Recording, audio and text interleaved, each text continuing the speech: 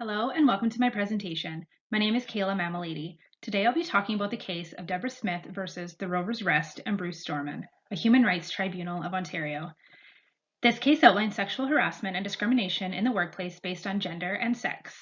This presentation has been broken down into 6 parts.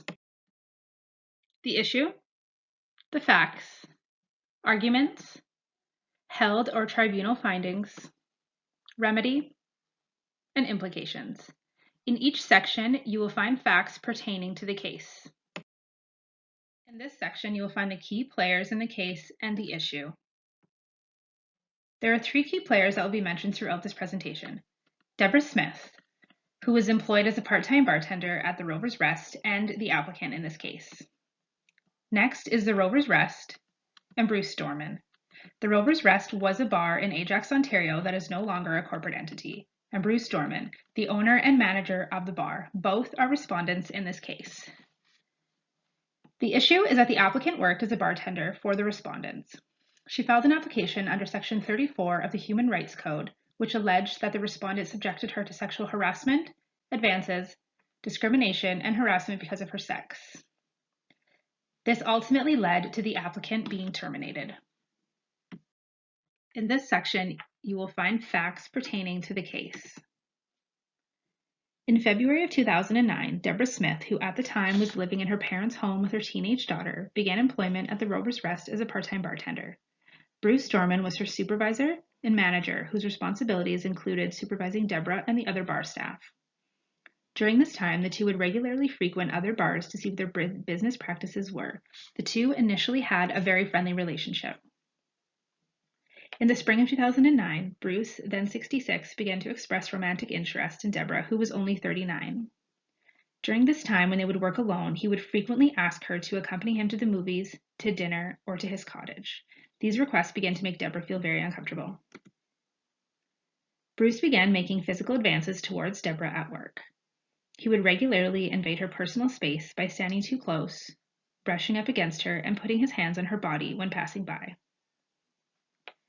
He would find excuses to hug Deborah, making her even more uncomfortable. Bruce began using explicit and derogatory terms towards Deborah and making comments about her body. Deborah had on one occasion told Bruce to stop harassing her and making sexual advances towards her. He did not stop. She then stated that she reacted to his touching by tensing up her body and not making eye contact with him. Bruce Storman denies ever sexually harassing Deborah or making any sexual advances towards her, or using explicit terms about her body. He had given her unwanted gifts of roses and chocolates and would get angry when he realized that she had tossed them in the trash and did not bring them home. On September 19, 2009, Deborah finished her shift at the Rovers Rest and proceeded to go out with a friend.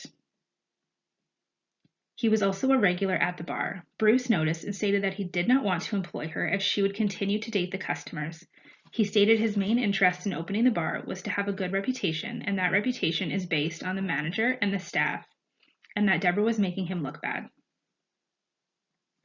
Bruce began to tell Deborah that numerous people would come into the bar stating that she was a drug addict and had behavioral problems and was a lesbian. He told her that she was the way she was because she grew up with foster parents and that her own child should be taken away by the Children's Aid Society, and he hopes that she never finds out what kind of person her mother truly is.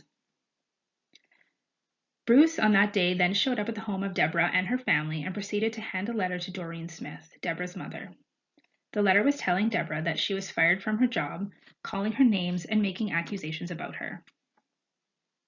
September 21st, 2009, Bruce hand-delivered a second letter accusing her of being on drugs, being bipolar, calling her derogatory names, and judging her, her decisions, and her family. A third letter was delivered on September 22nd, 2009. The letter was given directly to Deborah's daughter, and in this letter he admitted that he was attracted to Deborah, proceeded with calling her names, and claiming that he was going to cut off her legs if she were to get a lawyer. He was also accusing her of stealing money from the bar. In this section, we will find the arguments of the case. Deborah Smith. Bruce was continuously sexually harassing her and making comments about her body and the way she would interact with the customers. Deborah testified that the sexual harassment, advances, Termination of her employment at the bar, letters, and visits to her home had made a significant negative impact on her ability to socialize, her feeling of security, her mental and emotional health. This made it difficult for Deborah to find new employment as she was not trusting of anyone.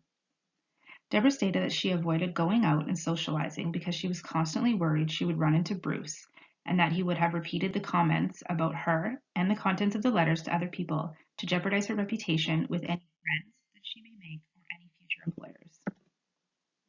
She was afraid to go out after dark without accompaniment in case she ran into him. She was afraid of what he might do to her. Deborah became deeply depressed and had a difficult time sleeping at night. She spent her days in bed and had lost a significant amount of weight. She saw a family physician and was prescribed antidepressants and sleeping pills. She would continue to take the antidepressants until the spring of 2010 and the sleeping pills for 2 more years. Her depression made it hard to find a new job and take care of her daughter. This also made it hard for her to begin any sort of relationship. This took a toll on her and her daughter's relationship until her depression lifted, though she stated it still has some lingering effects. The Rovers Rest and Bruce Dorman. Bruce denied ever sexually harassing or making any advances towards Deborah. He denied that he gave her gifts as a sexual or a romantic gesture. He also denies ever being physically attracted to Deborah, even though the third letter that he delivered stated that he had feelings towards her and wishes that they could have had a relationship. Bruce testified that after he had terminated Deborah, she came back to the bar twice to play darts with a friend. And he says that what had happened could not have had such an impact on her if she was to show her face at the bar again. She did admit to returning to the bar to show Bruce that she was not intimidated by him after he came to the bar where she was doing a shift. The held or tribunal findings. The tribunal finds that the applicant relates to Section 5, 7, 8, and 9 of the Human Rights Code. Section 5 provides that every person has the right to equal treatment with respect to employment without discrimination because of sex. Section 7. Every person who is an employee has a right to freedom from harassment in the workplace because of sex by his or her employer or agent of the employer or by another employee. Section 8. Every person has a right to claim and enforce his or her rights under this Act, institute and participate in proceedings, and refuse to infringe a right of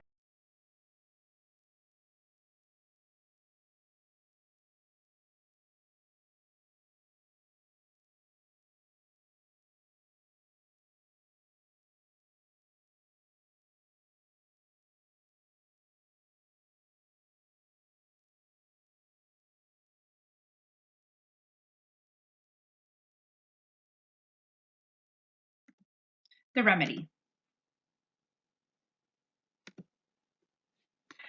The tribunal finds that the applicants, Bruce Dorman and the Rovers Rest, were in violation of the code and Deborah's right to be free from discrimination and for injury, dignity, and feelings of self-respect, and were ordered to pay $30,000 as a monetary compensation within 30 days of the decision. The respondents were ordered to pay $4,868.86 as a monetary compensation for lost income. Per judgment, interest is also payable on Deborah's lost income from September 19, 2009. Both the Rovers Rest and Bruce Dorman are liable for the awards of monetary compensation. In the future, if Bruce Dorman were to open another establishment and employ females, it is ordered he retain a consult in sexual harassment and gender discrimination to provide training to him on his obligations within 60 days of this decision. Within 75 days of the decision, the respondent is required to provide a letter to the applicant, Deborah Smith, to confirm that he has completed his training. The implications. What did we learn and what can we take away from this case? What we can take away from this case is the importance of sexual harassment and discrimination training for all employers, and that every employer has the responsibility to keep employees free and safe from harassment and discrimination in the workplace and to provide them with a discrimination-free environment. Every employee has the right and freedom to say no and to feel safe and comfortable in their own work environment. We can take away that the serious mental, physical, and emotional toll that harassment and discrimination can have on a person and how greatly it affects their lives and those around them. Violation of the Human Rights Code can lead to serious financial and reputational consequences. Specifically, in this case, we saw how the respondents were required to pay large financial penalties. One must also take into account legal fees, the inability to work on days when required to attend a tribunal hearing. As it pertains to reputation, the respondents may have tarnished their reputation due to the findings of the tribunal. They may have a difficult time finding employees in the future. Thank you for watching my presentation on a case pertaining to sexual harassment and discrimination in the workplace. I hope you learned something from the implications just as I have.